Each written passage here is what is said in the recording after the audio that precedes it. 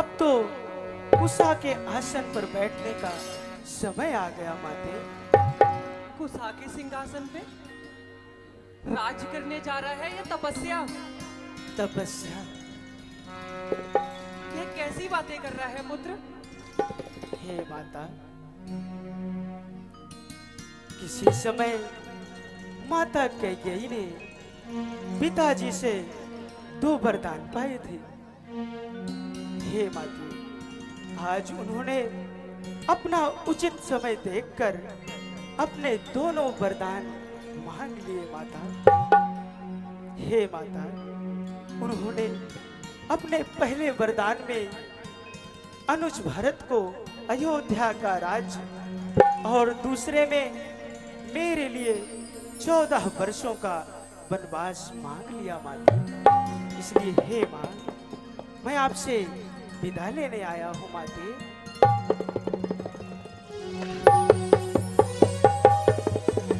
ये कैसी बातें कर रहा है पुत्र? नहीं माते। ये कैसी बातें कर रहा है? वनवास? कैकेयी ने ऐसा क्यों किया? धैर्य रखो माता। वो तो तुमसे ज्यादा प्रेम करती थी पुत्र।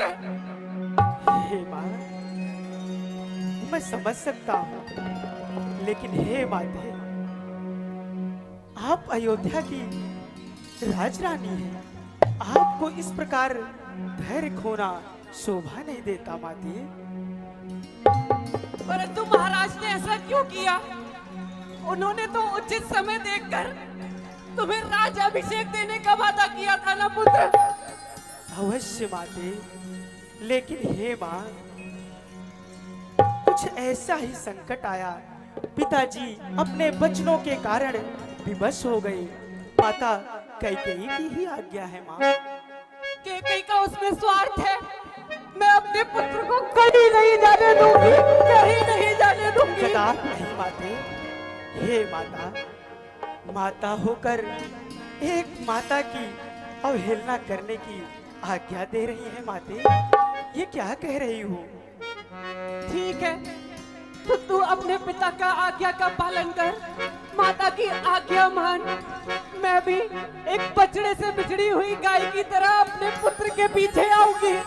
मैं तेरे साथ चलूंगी राम, मैं तेरे साथ चलूंगी। कदापि नहीं माता। आप ऐसा कदापि नहीं करेंगे माता, क्योंकि आप अयोध्या की राजरानी है। भरत, शत्रुघ्न और सारे प्रजावासी समस्त लोग हैं माता। आपको किसी भी प्रकार का कष्ट नहीं होगा माते। 14 वर्षों का वन कितनी सरलता से बोल गया ना, पर इस माँ पर क्या बीतेगी ये तुझे पता भी है। अपने पिता की आज्ञा का पालन कर रहे हो पुत्र, पर उसके बीच में पिस जाएगी ये अकेली कौशल्या। मैं तुझे कहीं नहीं जाने दूंगी। नहीं माता, मेरी मैया, मेरी जननी। हे माता, आप ऐसा कदापि नहीं करेंगे।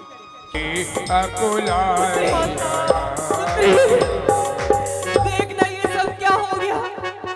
मेरा पुत्र राम राज सिंहासन को छोड़कर वनों में जा रहा है। भांति जानती हूँ माता, मैं सब जान चुकी। हे माता, मैं भी आपसे आज्ञा लेने आई हूँ। आज्ञा? कहाँ जाएगी पुत्री? जनकपुर अपने पिता के घर? नहीं मेरी पुत्री, मैं अकेली रह जाऊंगी, मैं अकेली रह जाऊंगी मेरी पुत्री, मैं अकेली रह जाऊंगी। माता, विवाह के पश्चात